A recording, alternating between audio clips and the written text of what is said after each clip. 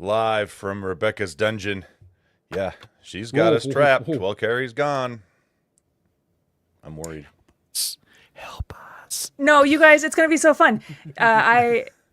You guys, it's going to be so much fun today because I have a plan for us. Welcome to Wheel of Geekshow!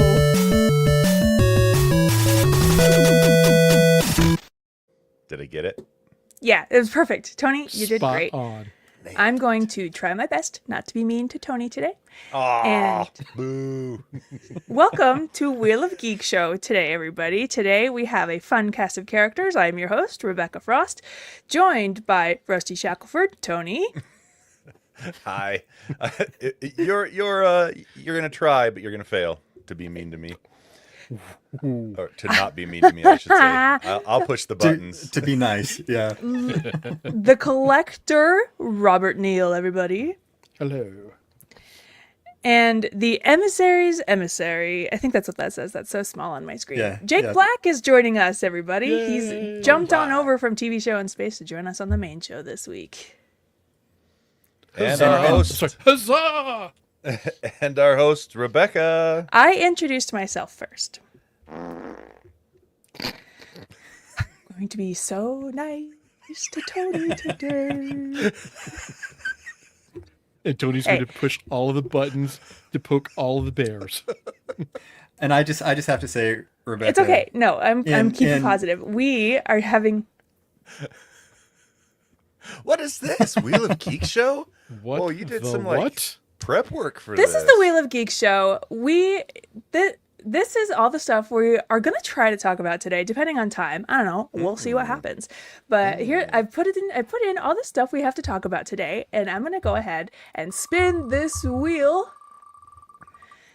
No whammy. And no then the wheel is whammy. Oh. going to tell us what we're going to talk about.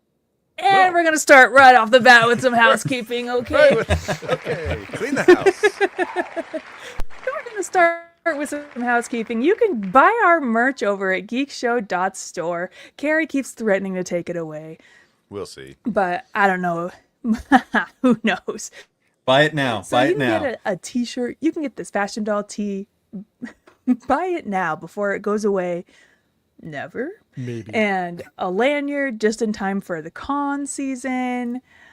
All kind, a hat. It's hot out there, everybody. Get yourself some shade for your eyes with a Geek Show hat. Also, geekshowgotthiscovered.com, where you can pitch in some money and get some extra content. We have early TV Show in Space. Guys, on TV Show in Space, we're almost done with Star Trek The Next Generation. Their next episode's going to be the finale. Are you guys so excited? Yeah. Cool.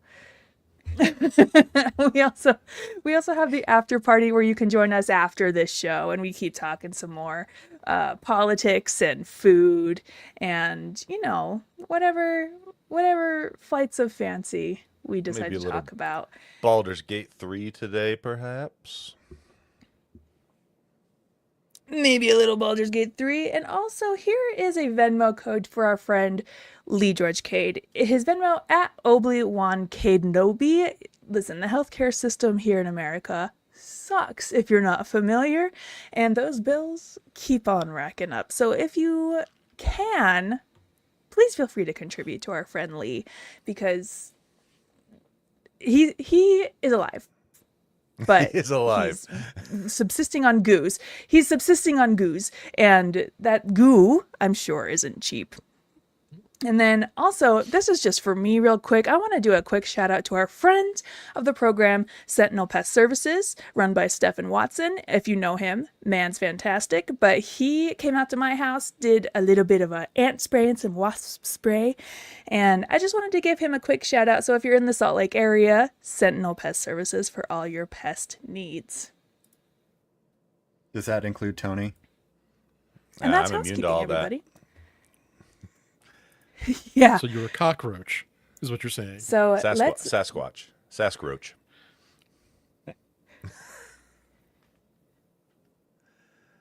Okay, so we're going to talk about some Highlander casting. Let me go ahead and find the photo. Here he is. Here's doing our on friend there? Russell Crowe. Look, he's so happy to be here. So Russell Crowe and Henry Cavill.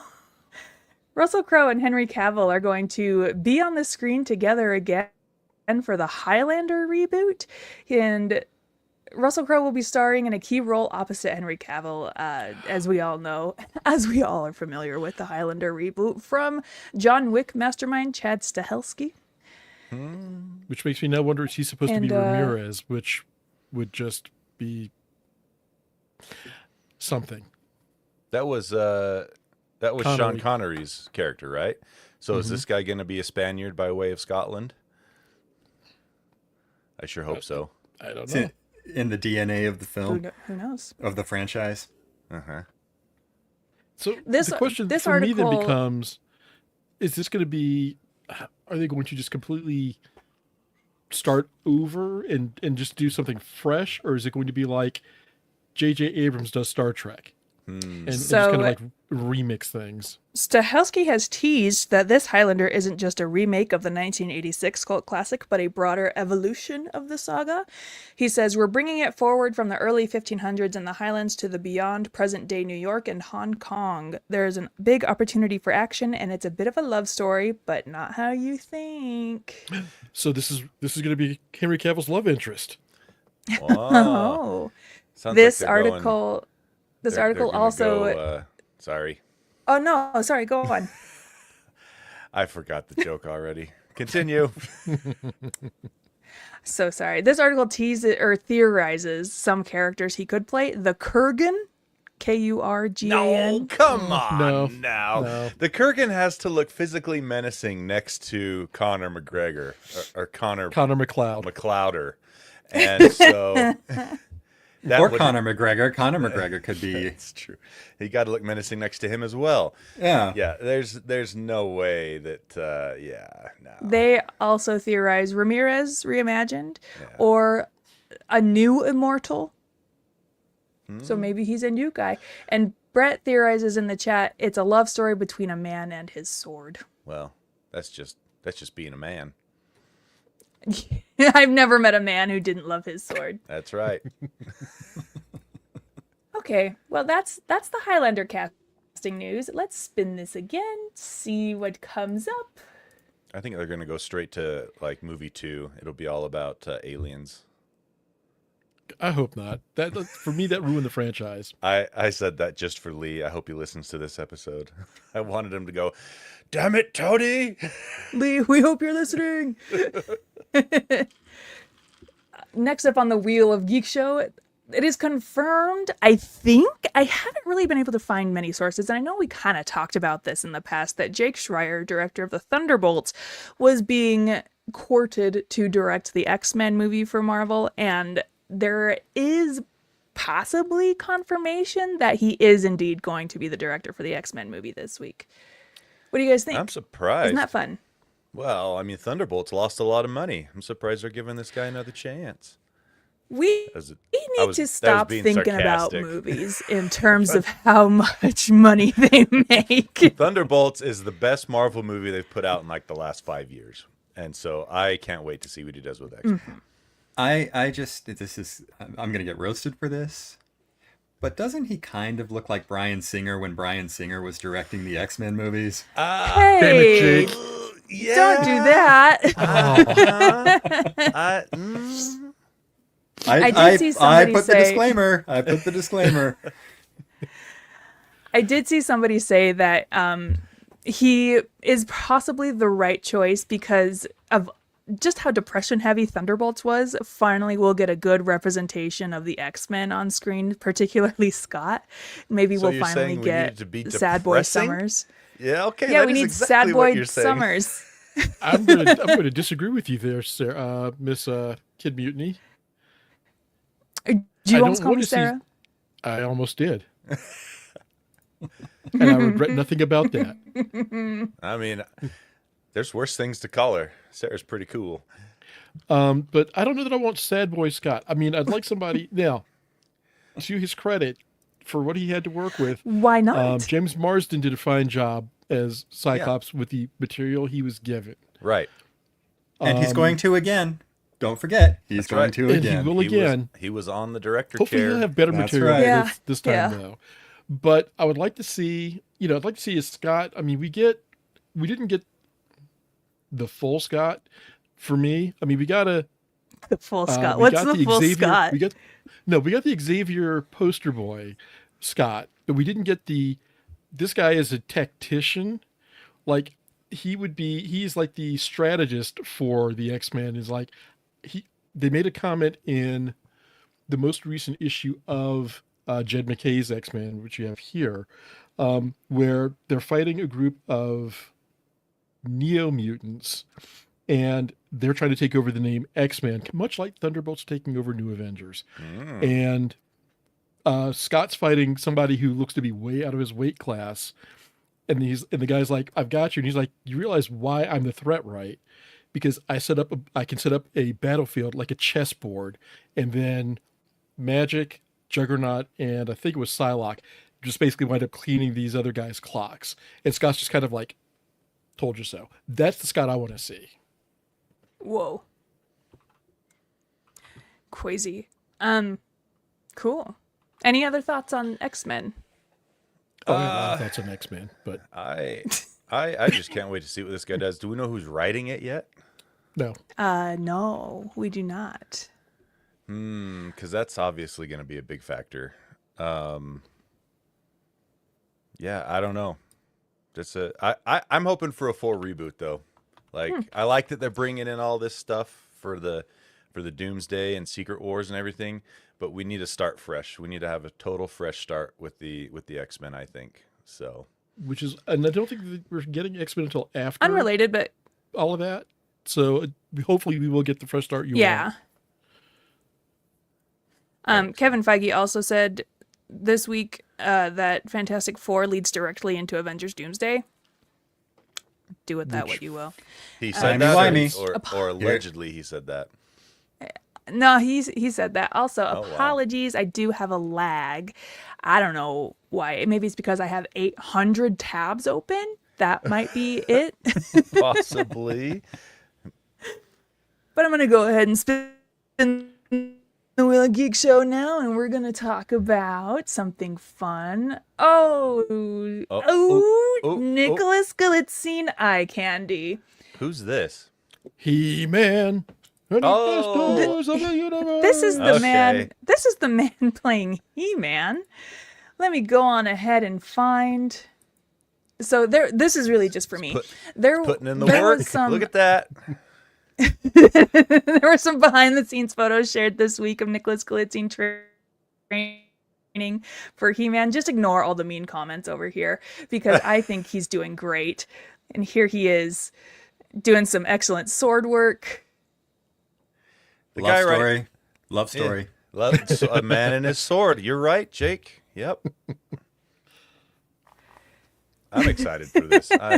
I can't wait. But yeah, I don't care. Yeah. I think all these people in the mean comments over here on Twitter on the right can shut up because I think he looks great and I'm actually really excited for this movie. Short and bulky. Have they not seen the original He-Man action figures? Yeah, Short exactly. and bulky. Exactly. And if his hand is not this the entire movie or this, Yeah.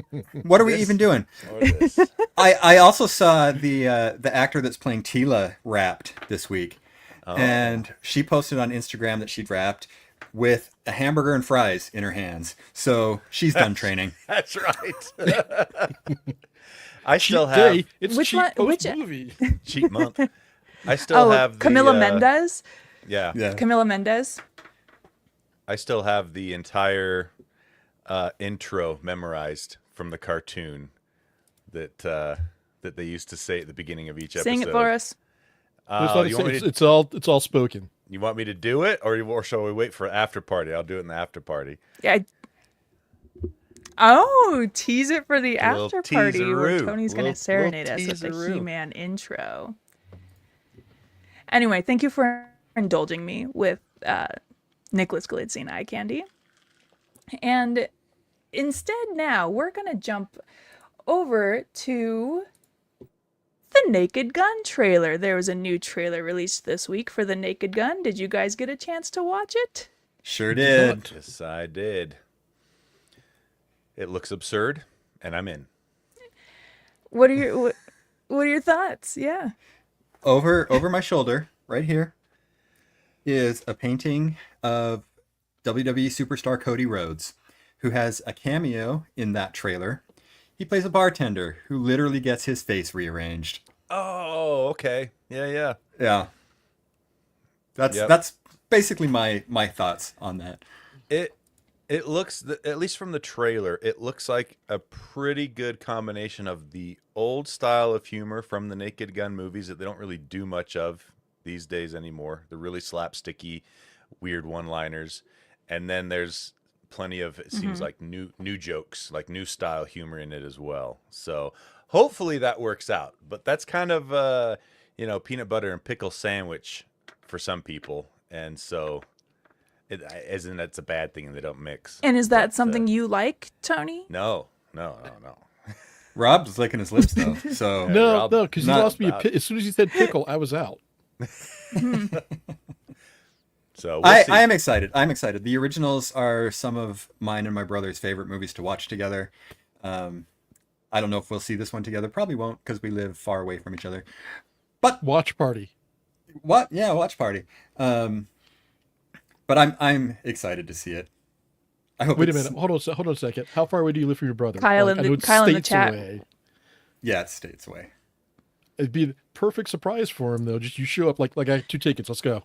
Expensive movie. Family bonding. Ooh. Family bonding. Kyle in the chat references the part in the trailer that did kill me when when he tells Pam Anderson to take a chair and she grabs a chair and starts walking out of the room.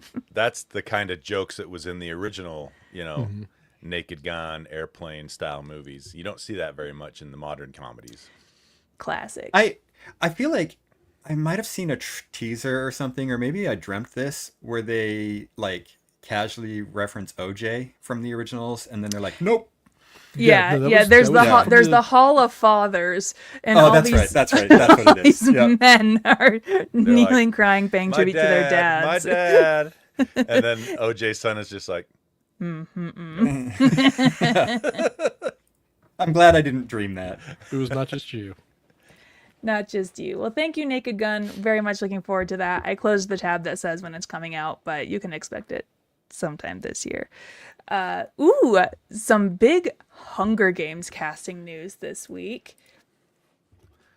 And when we get to the consumed segment, can't wait to talk about it. But for the new Sunrise on the Reaping Hunger Games movie, which is the prequel to the Hunger Games that takes place during Hamish Abernathy's Reaping, they cast these 2 characters, Glenn Close and Billy Porter. Glenn Close is going to play Drusilla, who is Hamish's Effie equivalent in the past, and his stylist, Billy Porter, playing a character called Magno Stift.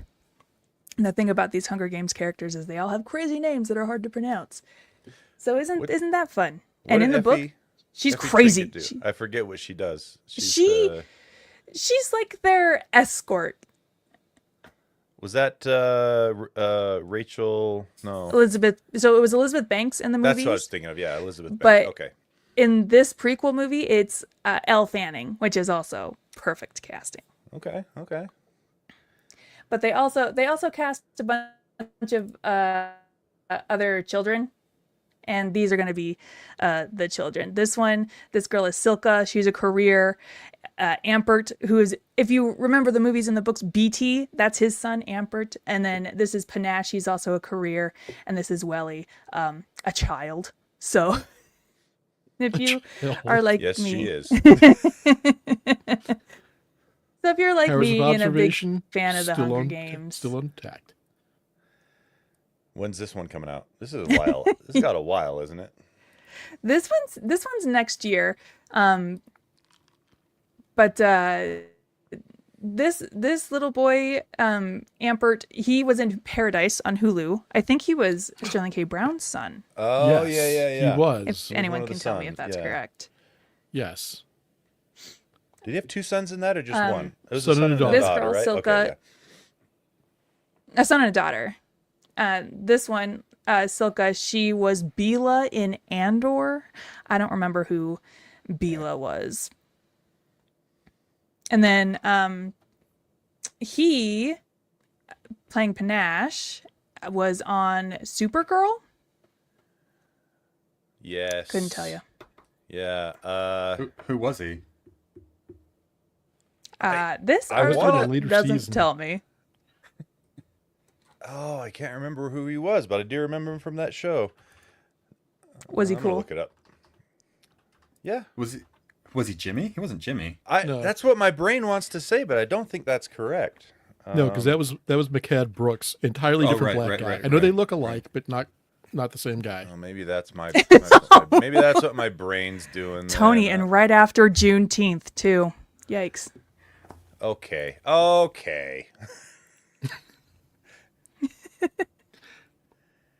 That I would say the actor's name, but I closed the tab. Was that nice? Was that nice to Tony? She well, actually was I'll nice. let- She was just making a comment. I was the mean All right, one. all right. Fair. I was the mean one there. I was standing up for my friend Rob. Your lag time is about 4 seconds, Rebecca. Hey, I don't know what you want me to do about it. I'm just saying. It's really funny from a timing perspective. Yeah, but I'm sure it's awesome from like a Listener? podcast and Yeah. live stream perspective. It's about 2.5 seconds, it looks like. Anyway. What should I do? We'll just have to have What should I probably do? Reboot after the episode. Or maybe now. Oh, well, sorry to everybody The who jokes was just write watching. themselves, folks. Wow.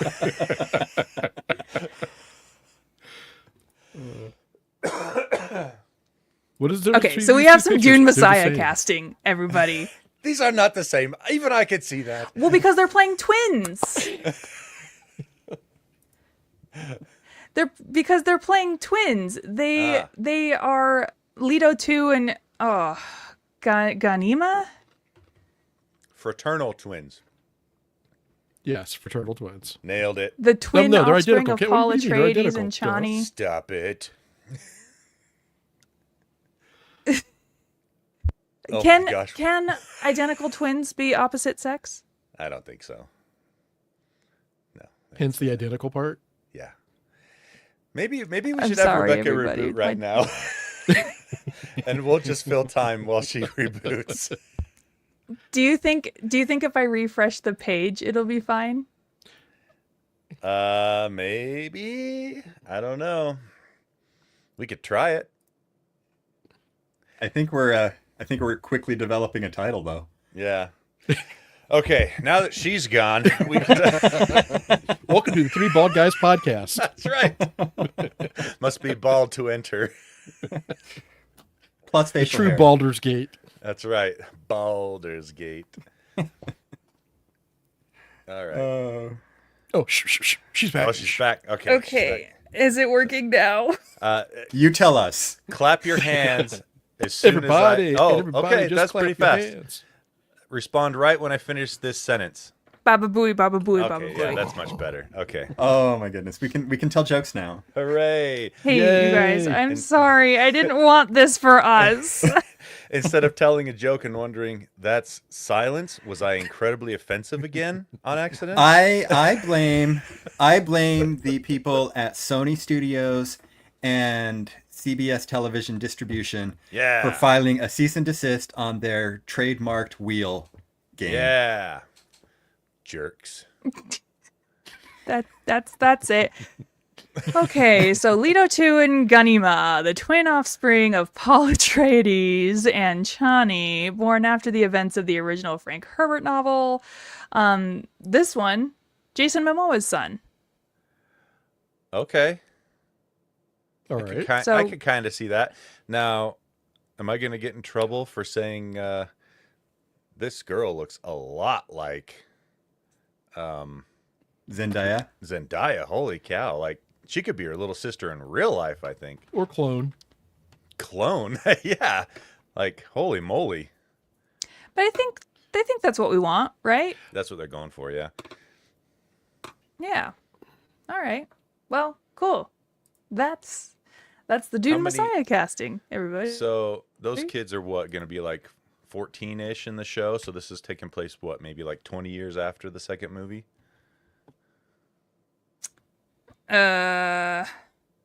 That's a mystery for us to find out in 2026. I think your delay's back. You guys, It's I don't not know as what to bad do. this time, though. It's not as bad this time. I don't know what to do.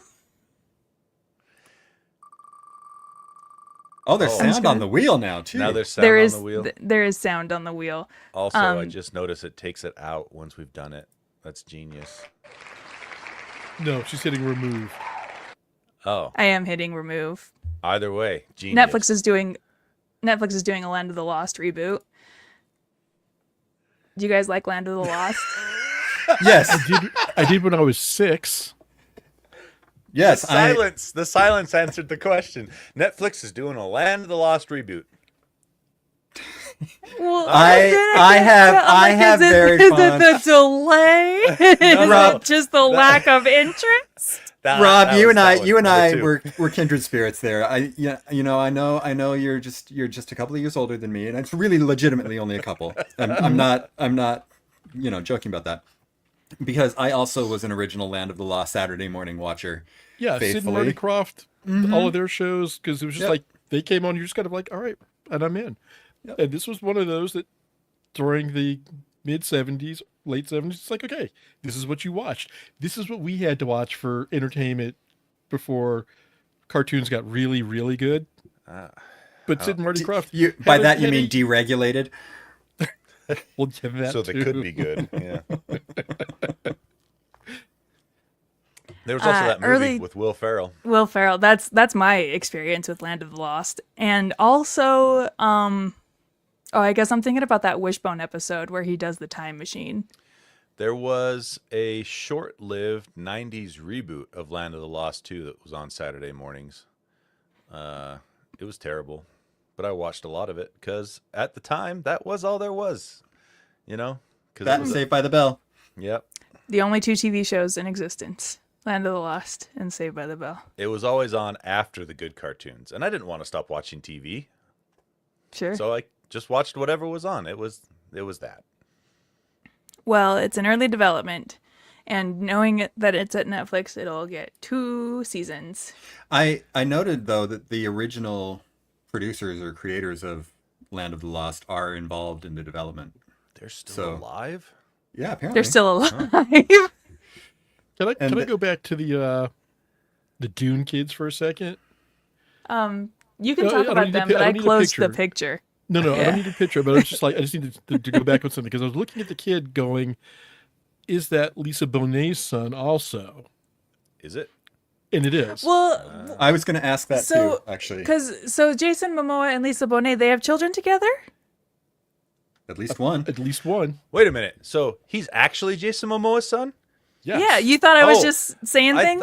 I thought you were saying he was going to play Jason Momoa's son in the movie. Like I Jason literally Momoa's character had said a he's son. Paul Atreides and Chani's son and daughter. They have 2. There was a They have delay. a son and a daughter. I'm gonna blame the Oh, delay. oh my God. So Okay, Aquaman had a interesting. kid with Bill Cosby's TV daughter. Yikes. Or put another way, Aquaman had a kid with Catwoman's mother. I like that better. Oh, she's Zoe Kravitz, mom. Lisa Bonet? Uh-huh. Yeah, she was also married to Lenny Kravitz Yeah. before Jason Momoa. That's Oh, why that's right. Zoe Kravitz is so beautiful. There's like, yeah, okay. Because I remember reading like there's this weird, like, Family familial tree. relationship between Jason Momoa and Zoe Kravitz. Yeah, it's just one big, beautiful She's- family. He's married to her mom, who was married. Okay, yeah. Anyway, Did you guys watch the Bruce Springsteen trailer? meh. I did not. I did not. Cool. I've Let's heard move on to that the I've heard that next. Springsteen thinks that it looks really good. I think he's just Well, happy Bruce that Jeremy Springsteen- Allen White is portraying him and he's jacked. So But Bruce Springsteen apparently was constantly dropping by the set, oh. and everyone was like super nice about it. And so I think Bruce Springsteen is very happy. Well, he is the to be boss. getting a biopic. So And He Tony, is to the be boss. fair, back true. when like for his like Born in the USA time frame, Springsteen was, for a guy who was on the road constantly, pretty jacked himself. Oh, really? Okay. Yeah. That's always the funniest thing to me about watching The Bear is, other than the anxiety-ridden jokes, is the fact that Jeremy Allen White looks the way he does, and it never, ever mentions him lifting a weight at all in any season, and that he's always just so worried about his cooking and having smokes, but he looks like freaking superhero. Come on now, you can't. Did you that know if doesn't you're work that stressed way. enough? If you're stressed enough, You can those get muscles lean. build themselves. No, Yeah. no. You can get lean being stressed. You're not going to get jacked being stressed, though. But yeah, it's Jeremy Allen White. That guy he's in phenomenal shape. Yeah, and apparently he sounds really good in the trailer. I don't know if that is actually him singing, but give the Springsteen movie trailer a watch. I thought it looks really interesting. Jeremy Strong is there. Egg wants to know who's playing Steven Van Zandt and I'll Max try to look it up. Weinberg. Thank you, Rob. I was about to ask if somebody would mind looking that up. I just am excited for a portrayal of Max Weinberg, period. Who's that? He's the Drummer. drummer Oh, in the okay. E Street Band, but also Also, the drummer for. the band see, leader for Conan O'Brien. Thank you. Oh. Yeah. Nice. We also got a new trailer this week for The Toxic Avenger. I did watch this. Wow. This movie looks fun as hell. It does. It really does. Is that still Dinklage. yeah, Dinklage in the makeup? Uh-huh. I believe Nice. so. I can't imagine why it wouldn't be. Oh, maybe he didn't want to put on all that makeup, and once you get all that makeup on, doesn't matter who's underneath. But Yeah, I don't know. But the Red Band trailer debuted this week, and I highly recommend giving it a watch. It's a lot funnier than I think I was expecting. I've never seen a Toxic Avenger anything before. I used to watch the cartoon. Once again, that was all that was on that time slot on Saturday mornings, and On the Fox box. yep, and it had humor. It was a funny cartoon. You've got to go back and see the original though. It's so culty, classic-y that it's Trauma. The description for this: when janitor Winston Goose is exposed to a catastrophic toxic event, he's transformed into a new kind of hero, the Toxic Avenger. Now Toxie must rise from outcast to savior, taking on ruthless corporate overlords and corrupt forces who threaten his son, his friends, and his community. In a world where greed runs rampant, justice is best served radioactive. So this trailer has more blood than many horror movies have in their entire movies. Like the whole stretch of the run. I can't believe how much gore and blood they put in this. And what's funny to me is it looks like that old style of blood was made from corn syrup. It's kind of like slightly translucent and shiny. It's just like, okay, back to the trauma roots. All right. Just all like right. real blood. I love that so much. And Rebecca, there is also a musical that you can search out. Shut up. It's true, totally true. And it is fully unrated. It is being released unrated August 29th. So they're hoping you show up. Also starring in this movie Kevin Bacon, Elijah Wood, Jacob Tremblay, and Taylor Page. Good luck finding an unrated showing in Utah, but they do exist apparently. We got to make it happen. Maybe Evanston. Okay. Fireworks in a movie at the same Yeah, time. we'll just Fireworks in a movie. take a And the quick liquor barn. drive over to Evanston. Oh, big news this week in the DC universe. We have a Clayface, you guys. His name is Tom Rhys-Harries. And here he is, in his glory, looking exactly like I think a Clayface actor should. I don't know who this guy is, but I was already in at the concept of the movie. Who is this guy? He is British or Welsh, excuse me, and he was in an Apple TV series Suspicion and movies such as The Return. Oh, The Return is that Ralph Fiennes movie that came out last year where he's jacked, and he was in Kandahar and The Gentleman. Guy Ritchie's The Gentleman. Did I watch? Oh, that was the little series he did, right, on Netflix. It wasn't a movie. The Gentleman. I think he was in the movie. I think he was in the was a movie. miniseries? Oh, okay. Huh. Yeah. And Clayface, did we talk about Clayface locking down a director? Yeah, isn't it? I think briefly. It's Isn't James Watkins. He did Speak No Evil. Oh, I was thinking of someone else then. Well, Mike Flanagan How wrote was the Flanagan script. involved? Oh, that's what I was He thinking wrote of. the script, but he's not directing. Yeah. But the Speak No Evil director, James Watkins, will be directing this. And apparently James Gunn is also like super jazzed about this movie as well. Well, they're basing it off, and we talked about this already, the two of the best episodes of Batman the Animated Series of all time. Yeah. The introduction of Clayface. Oh, man, so good. So, Tony, I don't remember if I asked you this last week or not. Did you ever see there's a Caped Crusader, the Amazon Batman series? I want to say yes. Because they did a very interesting take on Clayface in that as well, that I think rivaled Feet of Clay. Maybe I haven't, because I remember that. It's basically Batman the Animated Series when it didn't have to be for network television. Yeah. What? Okay, I missed this. What? Yeah, called Caped Crusader. Caped Crusader. Yeah. Okay, well, I got to add something to my watch list here now. And it It's on has Prime. probably the most interesting take on Harley Quinn ever. What? What? Caped I know both of us. Crusader. What? What? Anyway, thank you, Tom Reese Harries. We look forward to seeing you in your monstrous glory. Ooh, a real? I did watch this. Oh, must not have liked it. No, I liked it a lot. I just got distracted with other stuff, but this was really good. Yeah. I don't remember the Clayface stuff though. It was one episode, but it was pretty. Yeah. Not confirmed. Okay, before we all get our panties all in bunches. Jon Stewart's going to be James Bond? No, I said this is just a rumor. Oh, so the James Bond news roundup, okay? Rumor is Aaron Pierre is tapped to be the next James Bond. This is not confirmed. This is so super duper rumor heavy. Rebecca said it was going to happen. I just wanted to bring it up because Aaron Pierre is so fantastic. Did you see the heard it here video first. that he shared of him training for Lanterns? No.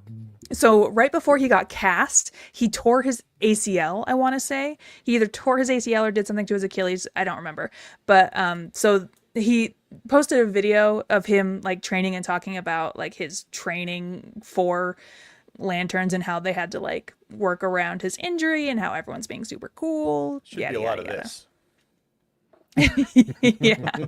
Just eating it from the waist up. Just Yep. Pointing his fist.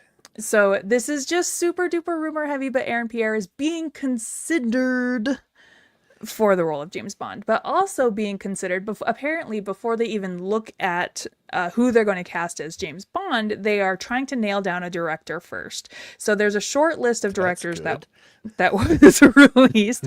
Apparently the top choice for director was Alfonso Cuarón. But he is not in the running anymore. He did not want to do it. So now the short list includes Edward Berger, who did Conclave last year, Denis Villeneuve, who you might know from Dune, What?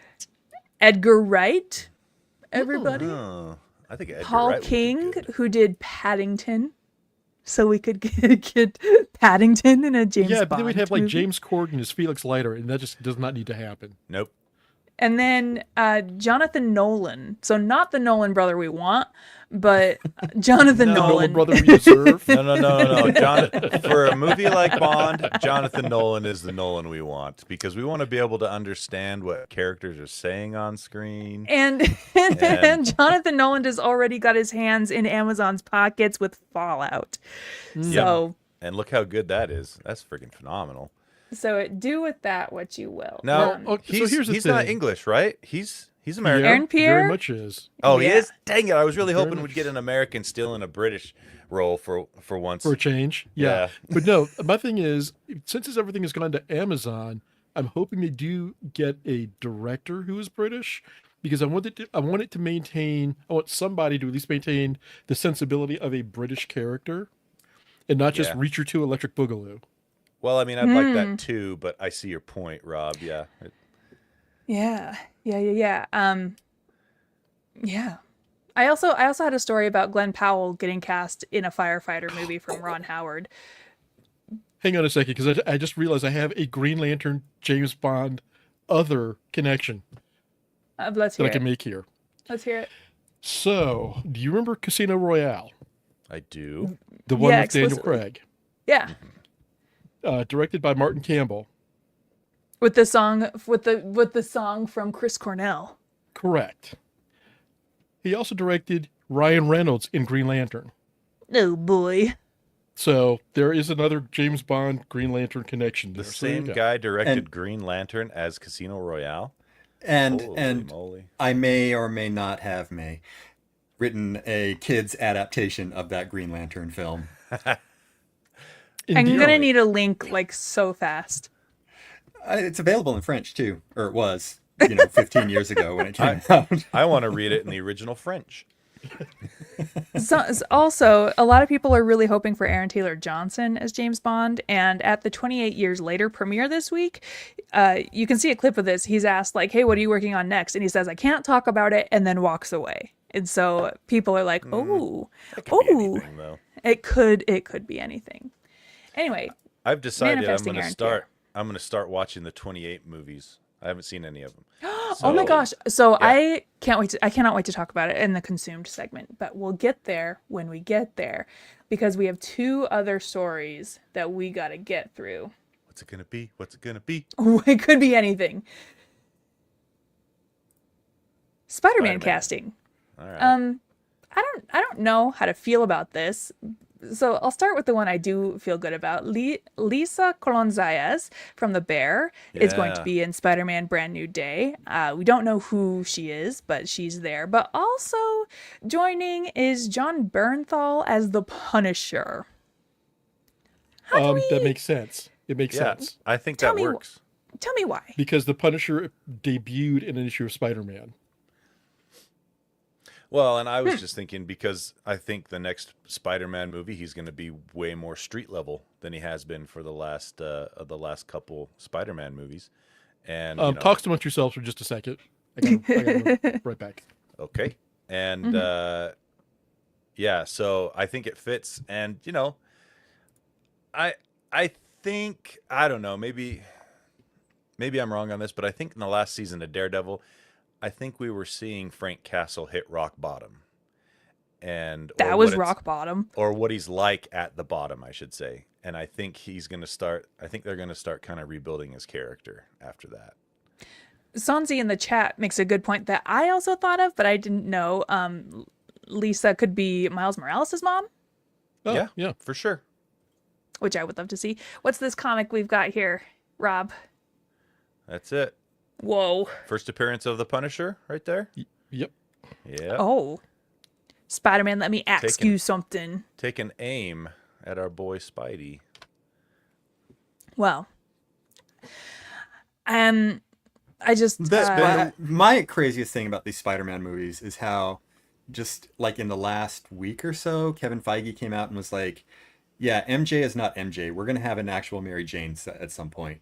And it's like, yeah, there you go. no Rob. way. Why? Yeah, 100%. That's stupid. Yep. Wait, bring my thing back. Put Oh. my thing back up there. Wah. Whoa, hang on now. I got it. Let me Fix let me it. Let me Fix produce it. here. Okay, spin the We wheel. have to I really want to know what we're gonna get here. We Big have money, to big spin money, the no wheel whammy, one more no time. whammy. It could be anything. Bankrupt. Oh. Oh no, it's housekeeping again. What It's the? it's the James Gunn DC Studios Showcase Roundup. So James Gunn this week went on a podcast called the DC Studios Showcase, and he dropped a lot of information about stuff that's coming up in the DC universe. So I just want to quickly go over some of the stuff that he covered. In regards to Superman, he confirms this isn't an origin story, which I think we kind of already know. He describes it as a coming-of-age story for a guy in his 30s. Love that. The Did we tone have of that? Was it called Man of Steel? I'm 40 this year, and I'm still waiting for my coming of age story. the tone of this Superman is bright and emotional, but not naive. It's not about pretending the world is good. It's about being good despite the world. Clark chooses to love Yes. people, and that's the hard part. That's the stuff. That is Okay. Superman. That is Superman. Okay, so I need Jake for when you're done with this portion of this. So Superman is not a naive character, and I Correct. don't think he Yeah. ever has. Let me take that back. Superman is not a naive character. I will not say that he never has been, depending on who's writing him, but he's always been optimistic about the best in people. Yep. With the exception of the early 30s when they had him throwing people off buildings. Different situation. We'll just let Different that time. go. Yeah. Nobody We'll knew let the that go for Snyderverse now. was that old.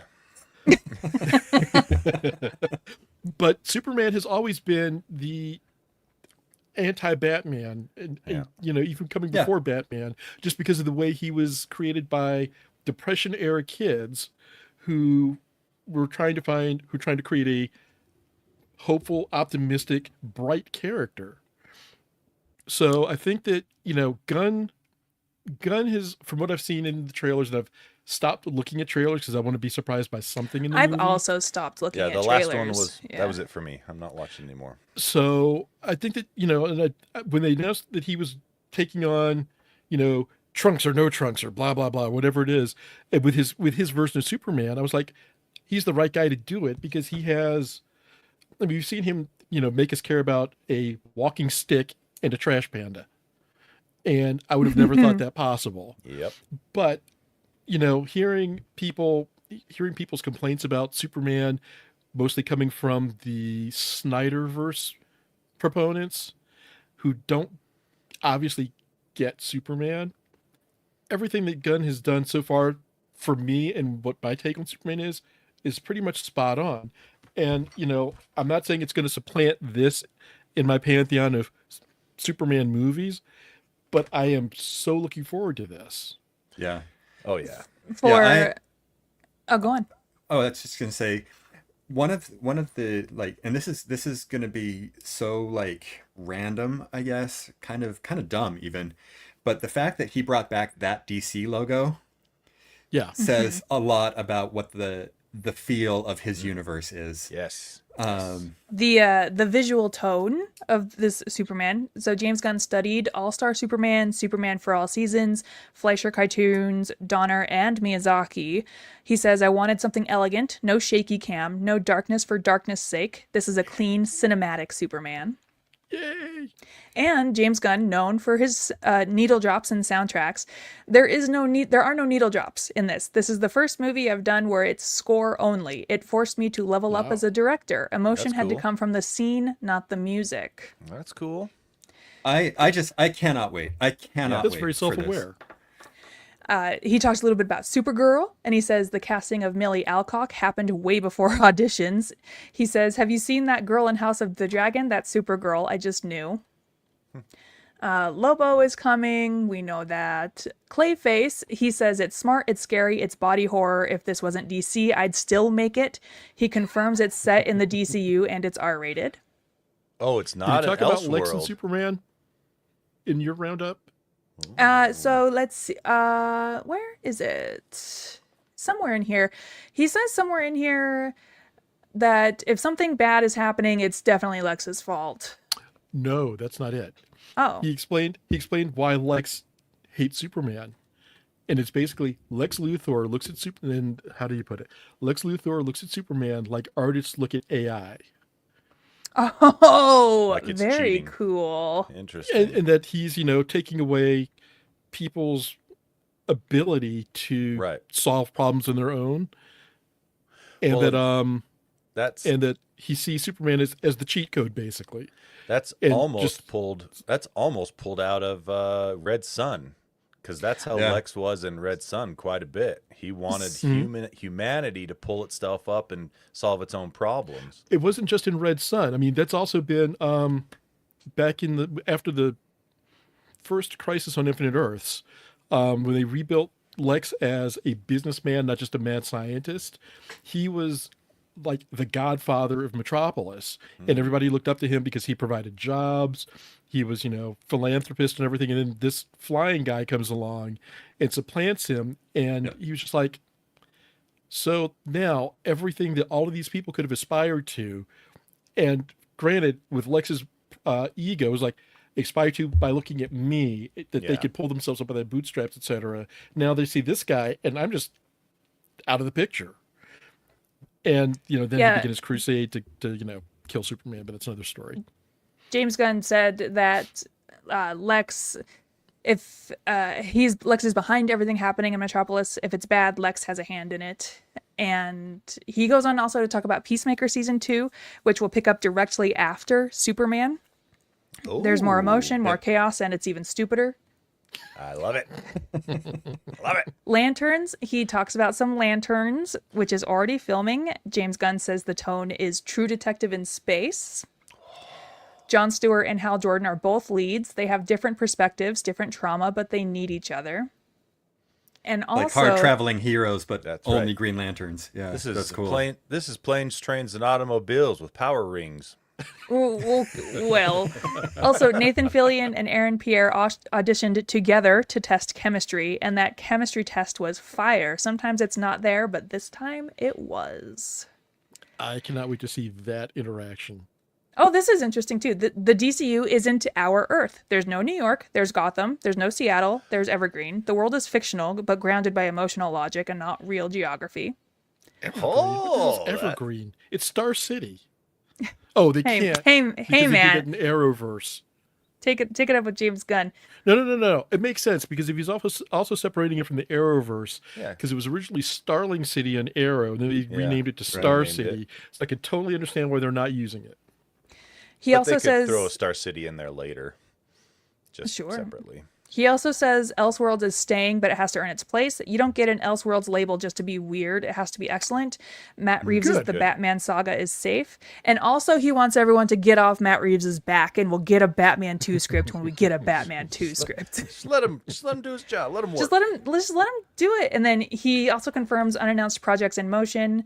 One is his personal favorite and not revealed yet. Another is in final scripting, and one is something that he's currently writing, likely his next film, and none of them were part of the original slate. Whoa. And go on. I just love this so much. I love all of this so much, and especially my connection to DC goes back over 20 years now, and I love all of this. That's all. Yeah. And I also interrupted for that. No, you're good. And before we get to what we consumed, James Gunn says he's no longer chasing shock or edge. I'm not ashamed of feelings anymore. That's new. This is the most sincere thing I've ever done. No sarcasm, no cynicism, just truth. I So don't know, very because much looking Guardians 3 forward. was pretty emotional. Yeah, I feel like he's already kind of hit that with Guardians, which is Well- great, you know. Maybe that was he was breaking out into that, and he's now exploring a more sensitive, the softer side of James Gunn, so to Yeah. speak. Perhaps. Perhaps. And then, I mean, can also reference the dog again, of course, because I think we all know Crypto is inspired by his rescue dog, and the thought that he had for Crypto and Superman was, what if this scared, broken dog had powers like Superman? Would he still choose to help people? And then I'm purposefully not watching any more trailers or teasers for although I am getting bombarded by marketing for Superman, which Yeah. that's okay. But did you guys see Rebecca? the frame of Superman and Crypto on the moon, and Crypto's hugging Superman? Rebecca, Yeah. have you seen the footage, the Instagram post, I think it was, of David Cornsweet with his dog dressed as Yes. Superman? Yes. Anyway, let's talk about consumption, capitalism. Consumption junction. What's your function? I'll go first since we're on a Superman kick. Yeah. If that's okay. Before I jump into that, though, I just have to say two things that I consumed this week that I didn't warn you about, Rebecca. That's fine. First, I just wanted the picture of your covers. Yeah. So first of all, I watched the Edmonton Oilers. My Edmonton Oilers get spanked in the Stanley Cup Finals and be embarrassed, and that broke my heart. What is that, football? Something like that. It's football. Yeah, it's close. football on ice. Football on ice. And then I went to Broadway and I saw Floyd Collins starring Jeremy Jordan Oh, from Supergirl fame. Toy Man. Yeah. So that's enough said about that show. I also read the official prequel novel for Superman. It's coming up. And it's written for, they call it the junior novel, and it is written for like 6th graders. So I got through it in about 45 minutes. Sure. And then I mailed it to my nephew, who's also jazzed about this movie. But it establishes the world, and the Justice Gang meets Superman for the first time, and he fights Metallo, and Oh, really? Lex is all up to lots of shenanigans in it. Shenanigans. It's really great. It was like $7. So if you're really excited for Superman, I would recommend it. And then my big consumption this week is yesterday. And Tony, I saw that you saw this.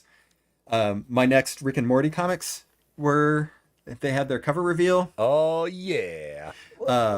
4 covers. It's a tie-in to the Rick ad. and Morty There we comic go. universe. Scroll down. Okay.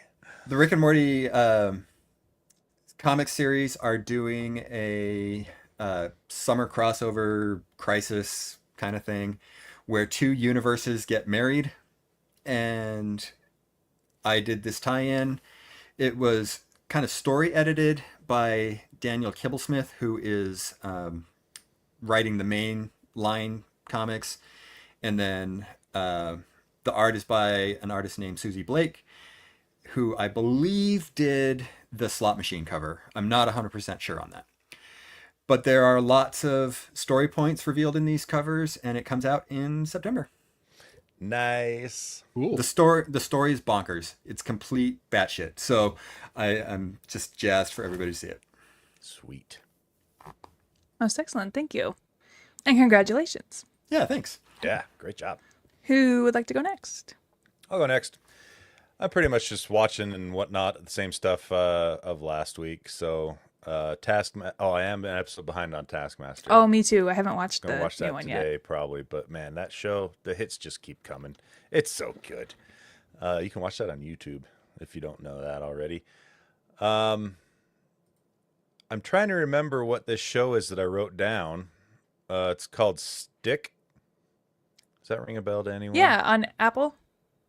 Oh yeah, Stick. Okay. You wrote it down and you don't remember I forgot what it what is it you was. watched. So yeah, Stick. It's got Okay. Owen Wilson doing his Owen Wilson thing around golf, and we watched the first, I think, 2 episodes of it, and it seems all right. You know, it's got my attention enough that I'm going to keep Obviously. watching it. Not memorable. No. The name is the problem with the name is that was his character's nickname when he played golf professionally, and they say it like once in the first episode, and it's not really referenced at all the rest of the any time that I've watched anyway. But it's got Owen Wilson, Judy Greer, Mark Maron, and I want to say another couple of folks that I recognized. But yeah, it's I'm gonna keep going. Seems pretty good. I like Owen Wilson doing his Owen Wilson-y stuff. It Do you was like heavily, golf? heavily promoted during the football on ice games. The ice football games want you to go watch Stick. Yep. It's because they're both hitting balls around with sticks. Yeah, they're both hitting balls. hitting things around with sticks. Those hockey balls. Those are the ones you got to watch out for. And still reading Fables, still fantastic, high Where are you now? quality. Everyone's prepping for. It looks like everyone's prepping for all-out war. With Ooh, okay, got it. yeah, with the Fables and then with the adversaries' armies and whatnot. So it's pretty good. And I don't think I watched any movies, or if I did, I don't remember them. But thanks for reminding me what stick is. That worked out well. Alrighty. I would just also say, at some point, just for, kicks and giggles, look up comparison between Once Upon a Time and Fables, and Bill Willingham's reactions to Once Upon a Time. Oh, I need Interesting. to, I need Is to it see similar? that. Is it similar to the Rowling, Gaiman, Books of Magic, Harry Potter kind of thing? Like those kind of parallels. A little bit, except it's not as horrible people as those two. Awesome. But okay, but when you, here's the thing, both Once Upon a Time and Fables are pre-existing fairy tale stories. Yeah. So, one person's not getting mad over the other, right? Well, Bill Willingham may or may not have pitched it to Disney. That's going to be a big factor on getting mad. Because, yeah, Fables was around before Once Upon a Time. Yep. Yes. And so I really think, Rebecca, you should give Fables another shot. You said you tried don't it and want you to. bounced off of it. But I already played remember- Wolf Among Us. that's why I'm saying you should give it another shot, because Bigby's so awesome and the characters are so cool. Was it just Come the on slow now. start, the slow ramp up for you, Rebecca? That It's been so long that I don't really remember. You trusted me finally with the rehearsal season 2, so Yeah, but you also were not the only one knocking at my door. everybody tell Rebecca to go read Fables if you've read Rebecca? Fables.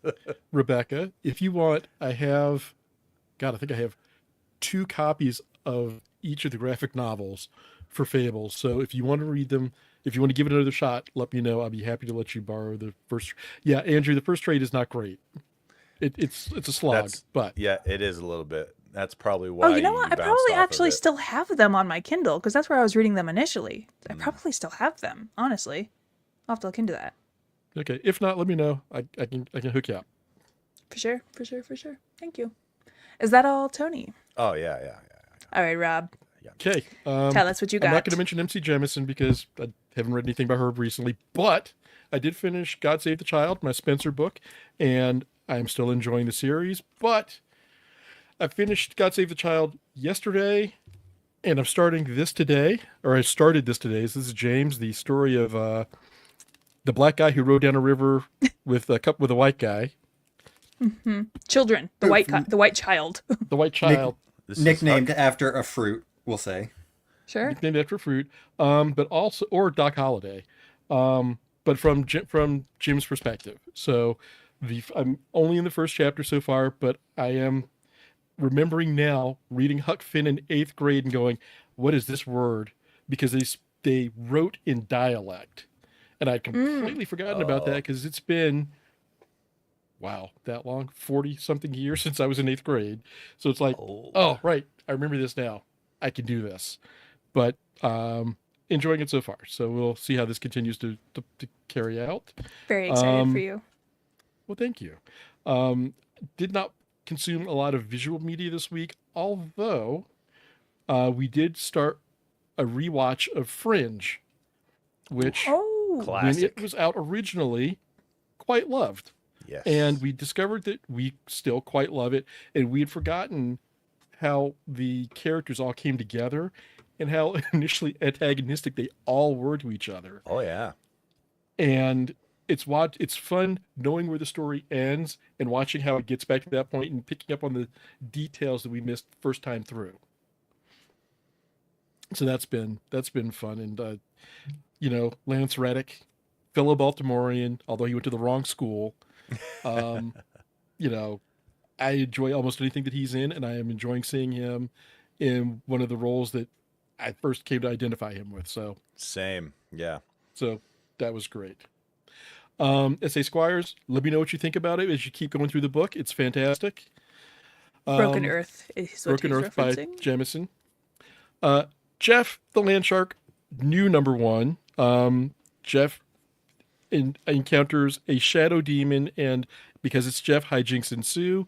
And as always, these are very light, very fun, very quick reads because Jeff doesn't say a lot, and all the dialogue comes from the characters around him. And yeah, Jeff. Gwenpool number 2. Gwenpool versus Gwenpool. And you have the reveal of, this Gwen Stacy. This You have Gwen to reveal butts. who was revealed to be Gwen Stacy, revived by the Weapon Plus program after this Gwenpool. And Spider-Man kind of gets in the way, and it's not good for anybody. Number 8. G.I. Joe number 8. The Baroness, we'll call it the Baroness takes a holiday with a chaperone, and it becomes girls' trip. But you get to see a different side of the Baroness in this one, not just the cold, calculating murder machine that she sometimes can be in G.I. Joe comics. You literally do get to see a slightly softer side of the Baroness in this one. For my next one, I mentioned last week with Trinity, Daughter of Wonder Woman number 1, that Tom King was exploring a more whimsical take on things. Wonder Woman number 22. And you have to zoom in on this cover, Tony, because you need to see, yes, she is holding up a tiny man in a mouse suit. That's whimsy. And this whole issue, I'm just kind of like, okay, Mr. King, where are you going with this? And it is still part of the whole Sovereign saga, but weird.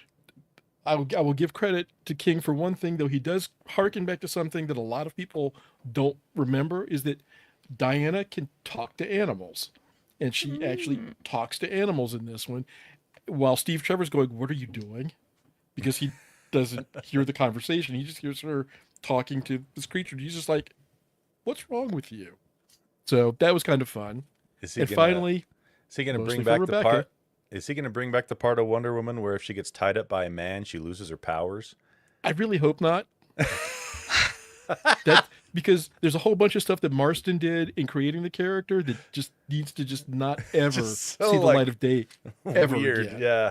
I hate that. Not great. And Rebecca, Yeah. for you, Yeah, boy. How Krypto, is the it? Last Dog of Krypton. Oh. This is. We know the Krypton. We know that the planet Krypton explodes. Krypto does not explode. Just say, I hope not. for the pet lovers. It is John Wick kind of does Superman. It is kind of a sad story because Krypto is used as a lab rat, basically, to test the theory for Jor-El's rockets. Oh no. And this is also explains how Krypto winds up eventually on Earth. But looking at Krypto, watching as it builds up through the story, you're just like, this is such a good boy. I mean, literally, just such a good boy. And this is written by Ryan North, who did The Unbeatable Squirrel Girl and is currently doing an amazing run on the Fantastic Four. So I am And really Lower enjoying Decks. and Lower Decks. Oh, he's not doing the current run of Lower Decks, though. There's another But writer he doing has done he Lower has done Lower Decks. Decks. But seeing the breadth of North's writing and how he handles both drama, science fiction, suspense, action, and can interject emotion and whimsy and just tug at the heartstrings as well. You know, I'm enjoying everything that I'm reading by him currently, and Krypto, Last Dog of Krypton is no exception. So you're telling me Jor-El, Krypto was his Leica? Yep. You know what happens to Leica, right? There. Well, They just left her in space. Well, they had no plans for her to come back. I'm once again going to refer you to the graphic novel Leica. I can't remember the name of the author. I have a copy of it, but ripped my heart out. It is the graphic novel. It is the graphic novel I was trying to tell my husband about, and I literally couldn't get words out because I was sobbing too much. Like, so don't tell me, Crypto. No. But again, Gerald Laika. We know that Crypto winds up on Earth eventually. Yeah, but I know. not on purpose. But they had no plans to bring Laika back. Actually, they did have plans. It is explicitly put in here. They had plans to bring him back. Okay, well, at least there's that. It just kind of goes Buck Rogers on them, unfortunately. Bye, Crypto. See you never. But there's the part where they realize that they're having a problem with his rocket, is heartbreaking. But it is well worth the read.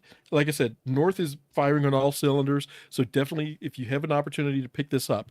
And to answer S.A. Squire's question, the cover of the Jeff Crypto crossover is not an actual crossover. It is a variant cover for the Batman Deadpool crossover. So Lame. yes, the internet is kind of lying to you again. Rob, is this Crypto ongoing, or is it a mini or a one shot? I'm not sure if it's 5 or 6, but it's a miniseries. I think it's 5. I think it's 5 issues. I have so much more to talk about Crypto and Supergirl in the after party, so save it. I'm looking Save forward it. to that.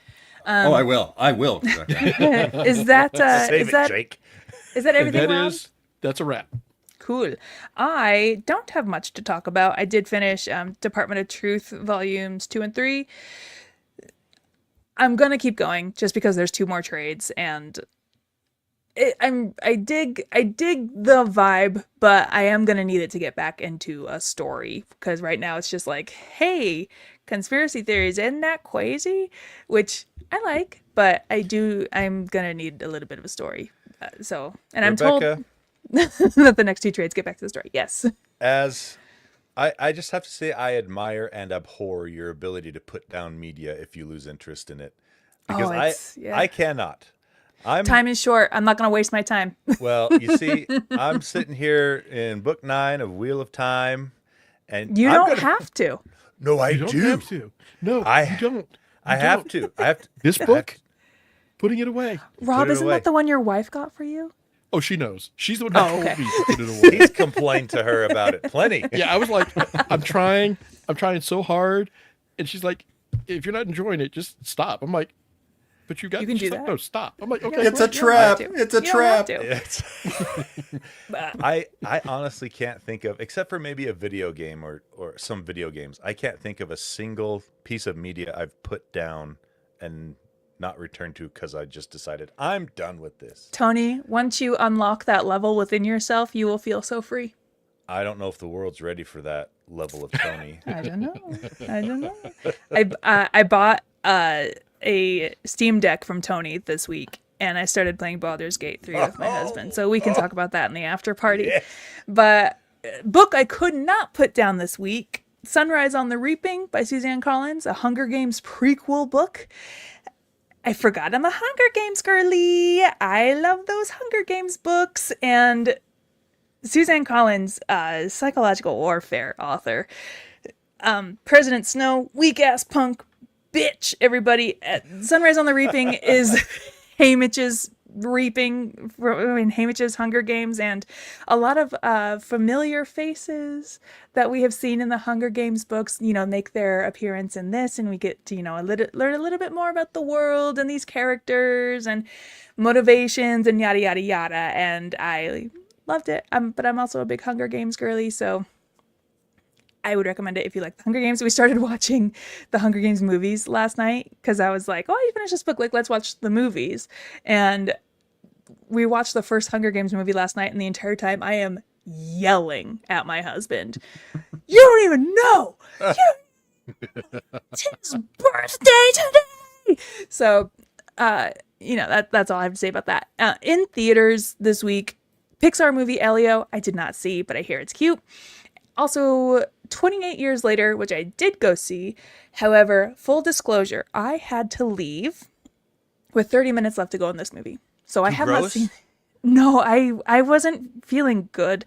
My blood sugar was going crazy and I thought I was going to die. So I had to leave. But so I have not seen the ending of 28 years later, but I have read about the ending, and the ending is, I don't want to say controversial, but divisive. And apparently if you're British, you'll really understand it.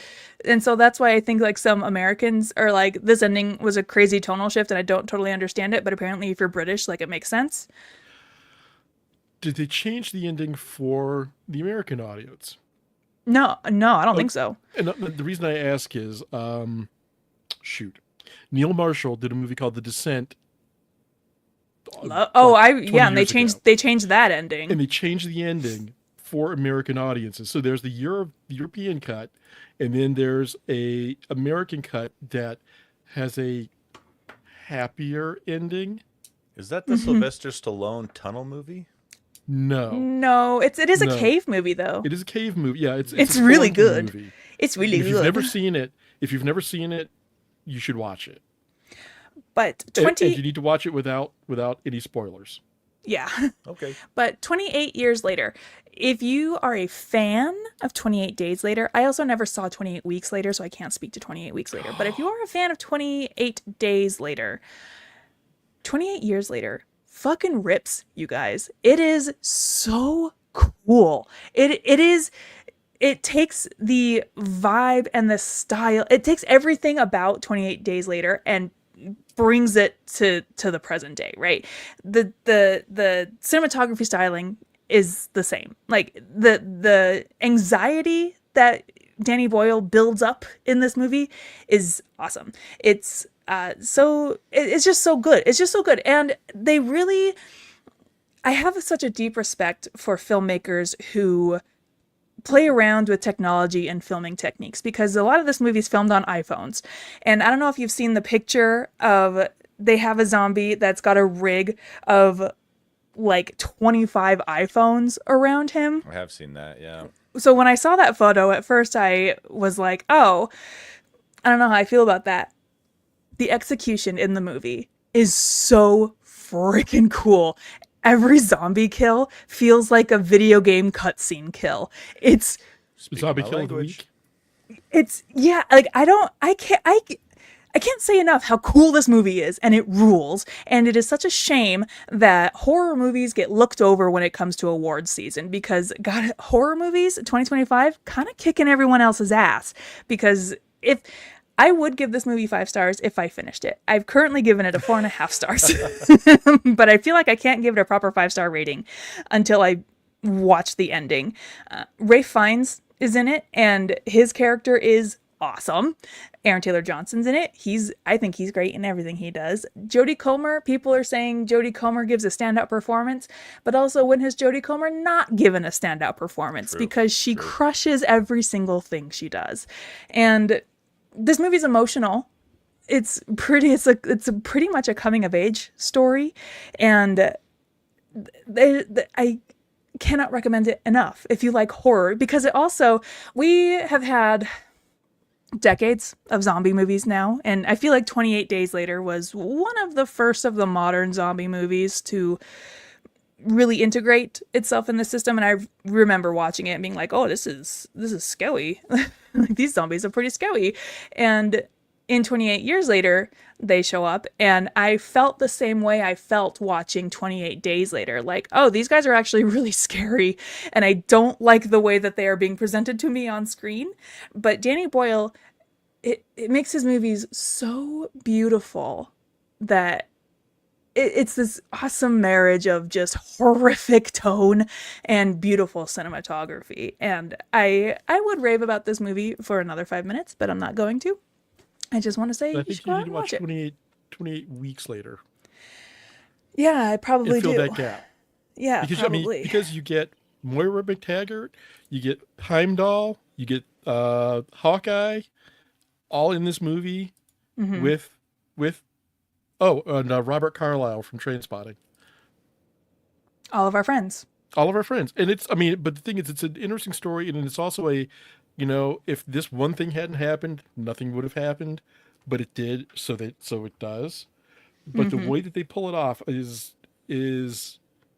suspenseful and worthwhile. 28 years later does set up the trilogy. So we have known that this movie is the first of a trilogy, and the next one is The Bone Temple, which we made fun of when they first announced it. But now, having seen the movie, makes a lot of sense. And Nia DaCosta directing that one. So everyone go see 28 Years Later to support it and show your support for an upcoming trilogy, for the remaining trilogy movies, because dying to know what they have set up and where this story is going to go, because they introduced some stuff in this movie that's like, damn, that's a crazy concept. Please tell me more. It's But this kicking has off also a been new a long trilogy. time coming. Okay, so it is kicking off a new trilogy. Rob, what did you say? Yeah. I was saying because they took a long time to get this movie off the ground, because it was supposed to originally have been 28 days, weeks, and then months, picking up after 28 weeks later. So it was supposed to have been a trilogy. We just kind of got a duology out of it until this. So Is this one part one of a trilogy, or is this trilogy starting after this? It is part one of a trilogy. Yeah. So if you like horror, this is juicy. Do they ever refer to them as zombies in this movie to the part of it that you saw? No. Which is something that is very much of Danny Boyle. He refused to refer to them as zombies. I think infected is what they refer. So like Last of Us, but better than Last of Us. I gotta say, it bothers me when they don't use the term zombie, because we've had zombie lore in our culture for 50 years. And so the only reason I could say they wouldn't use zombies that makes any sense is if there was never any zombie culture or lore in this. So hypothetically, if we had this scenario like this happen in our real world, would we use the phrase zombie, or would it be 100%. derogatory? No, people would say who? Yeah, to the zombie. The people who are infected. Those, by the time they're that way, they don't care about, like, the's no. Let's take this discussion to the after party. We're already running long. We'll die on this hill. Thank you, everybody, for watching or listening to this episode. Once again, so sorry about my lag issues. You're good Hopefully now, it didn't. I know it's because I first had half was 800 rough. tabs open, but I hope it didn't affect your enjoyment of this episode. But join us over at the after party, and until next week. Hey, next week I'm doing this again. Get ready. So prepare for super duper lag. If you like Wheel of Geek Show, let me know. Or if you want to see a different type of game show, I can probably come up with that too. So until then, thank you everybody, and we will see you next time.